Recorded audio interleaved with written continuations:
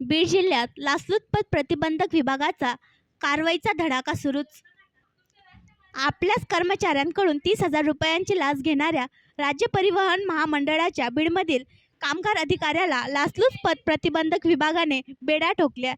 ही कारवाई सायंकाळी 6:30 वाजता धाराशिव येथील पथकाने केली. दिनेश राठोड असे पकडलेल्या कामगार अधिकाऱ्याचे नाव आहे. राठोड याने आपल्याच कर्मचाऱ्याकडे एका कामासाठी 60,000 रुपयांची लाच मागितली होती, परंतु तक्रारदाराने बीड एसीबीकडे धाव घेत तक्रार दिली. बीड एसीबीने आठवडाभरात कारवायांचा धडाका लावल्याने त्यांच्याकडे या कारवाईसाठी वेळ नव्हता. त्यामुळे त्यांनी धाराशिव येथील पथकाला बोलावले. या पथकाने शुक्रवारी सायंकाळी राज्य परिवहन महामंडळाच्या विभागीय कार्यालयात जाऊन राठोडला पहिला हप्ता 30,000 रुपये घेताना रंगेहात पकडले. ही कारवाई धाराशिव येथील पथकाने केली. त्यांना बीडच्या पथकाने सहकार्य केले.